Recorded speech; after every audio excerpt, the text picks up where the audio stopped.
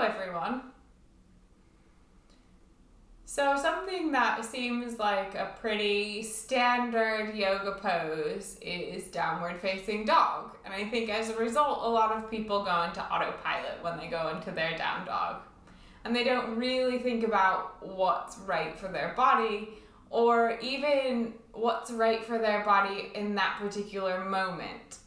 Your down dog might look different one day to the next.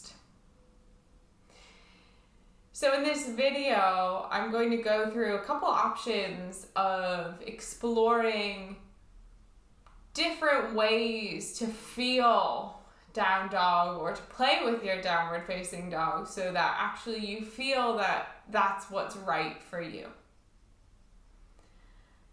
Keep in mind, these are just some suggestions, and something else that you play with might be a better option because, of course, you are your own best teacher.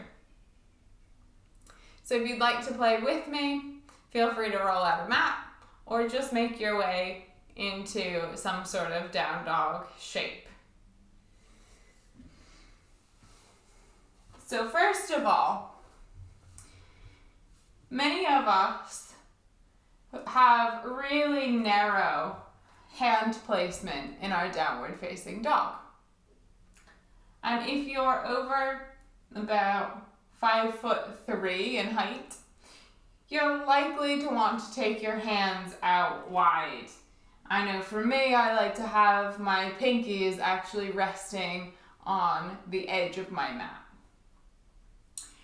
And one other thing that we do is we often really push the mat away from us and find a lot of force. But actually, if you unfold into your downward facing dog and allow gravity to help you, you can find a more organic ease into it. So if you come into a version of a tabletop, tuck your toes under and then start to shift your hips back towards your heels. You'll find that there's a point that actually your shoulders start to separate. That's great. Let that happen. And then see if you can hover your knees off the mat. And then gently unfold into your upside down V. Now when you get here, you might notice that your stance is a bit short and you want to take your feet further back. Maybe your hands are a little bit too wide and you want to bring them closer.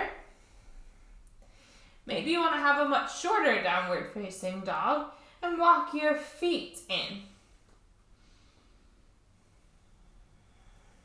Also check in with the front of your rib cage, and if it's flaring out, see if you can hug it back in. Keep length through the back of your neck. So sometimes that means gazing down and in between your feet, or for some people that's gazing up towards their navel. And you want to find equal pressure in your feet and your hands. You'll notice that I have quite a deep bend in my knees, and that's to take pressure off of my hamstrings and also to find length through my spine.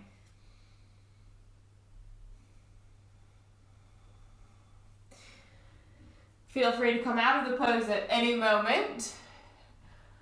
Give yourself a moment of rest, maybe taking child's pose or just dropping back onto your heels. You're welcome to keep playing. One other really great option that I think a lot of people don't know is a possibility is taking blocks and using those under your hands. Maybe you want to try that and see if it allows you to find that balance of comfort, ease, stability, and strength throughout the posture. Keep lifting your abdominal muscles in and up. If you're quite mobile, You might want to try to separate your shoulder blades to find more stability as they wrap around your rib cage. If you have a wrist injury, taking blocks under your hands often helps to take the pressure off of your wrists. Also, you can always come down to your forearms, which is more of a dolphin shape, but often that can allow you to relieve pressure from your wrists.